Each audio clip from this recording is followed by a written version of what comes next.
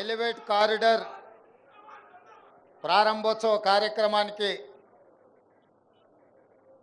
నాతో పాటు హైదరాబాద్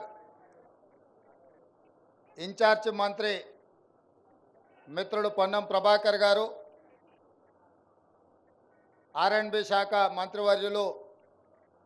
కోమటిరెడ్డి వెంకటరెడ్డి గారు, శాసనసభ్యులు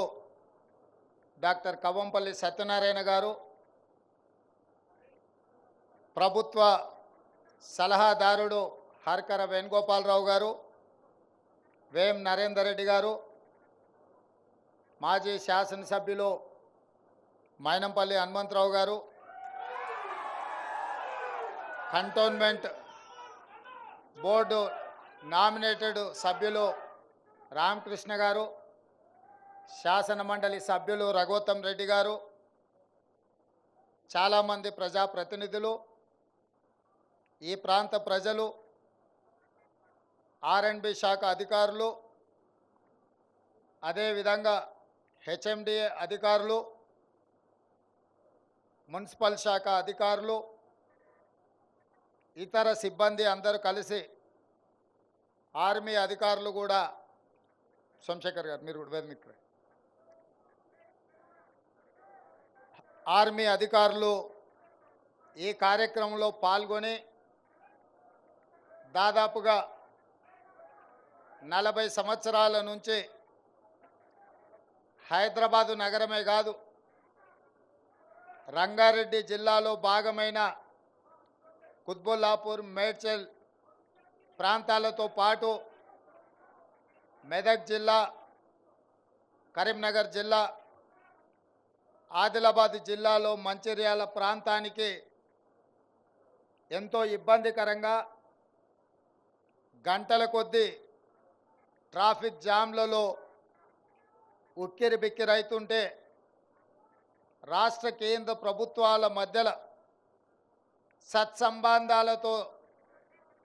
సమస్యను పరిష్కరించుకోకుండా గత ప్రభుత్వం ప్రజల యొక్క అవసరాన్ని కూడా మర్చిపోయి కేంద్రంతో గిల్లి కజ్జాలు పెట్టుకొని ఈ ప్రాజెక్టును పక్కన పడేసింది. మేము అధికారం చేపట్టిన ఎంబడే మా అధికారులతో మాట్లాడి, ఎందుకు అంటే గతంలో ఈ ప్రాంత పార్లమెంట్ సభ్యుడిగా ఎన్నోసార్లు నేను కేంద్ర ప్రభుత్వానికి ఈ విషయాన్ని తెలపరచడం జరిగింది. రక్షణ శాఖ మంత్రి గారితో కూడా నేను మాట్లాడడం జరిగింది. కంటోన్మెంట్ బోర్డు సమావేశాలలో కూడా బోర్డు అధికారులతో చర్చించడం జరిగింది. అదేవిధంగా డిఫెన్స్ కమిటీ మెంబర్గా ఆ సమావేశాలలో కూడా ఈ అంశాలను ప్రస్తావించినప్పుడు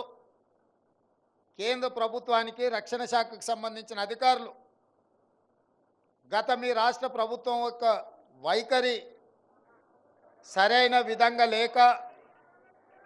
కేంద్ర ప్రభుత్వంతో సరైన సంప్రదింపులు జరపకపోవడం వల్ల ఈ సమస్య పరిష్కారం కావడం లేదని నా దృష్టికి తెచ్చింది. మేము బాధ్యత తీసుకున్న ఎంబడే అధికారులను పిలిచి సమీక్షించి ఈ అంశాలను అన్నిటినీ తీసుకొని ప్రధానమంత్రి నరేంద్ర మోడీ గారిని, రక్షణ శాఖ మంత్రి రాజ్నాథ్ సింగ్ గారిని కలిసి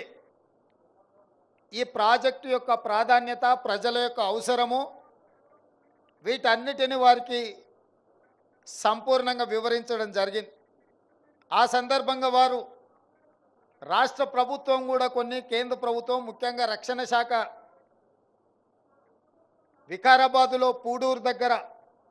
నేవీ విభాగానికి సంబంధించిన భూముల కేటాయింపులో కూడా రాష్ట్ర ప్రభుత్వం సరైన నిర్ణయం తీసుకోకపోవడము, అదేవిధంగా చాంద్రాయణగుట్ట ప్రాంతంలో ఉన్న రక్షణ శాఖ ఆధీనంలో ఉన్న భూములను కూడా లీజ్ రెన్యువల్ చేయకుండా కేంద్ర ప్రభుత్వాన్ని, రక్షణ శాఖని ఇబ్బంది పెట్టి ఈ సమస్యల్ని పరిష్కరించుకోకుండా జటిలం చేస్తున్నారని చెప్పి మంత్రులు నా దృష్టికి తీసుకురావడం జరిగింది.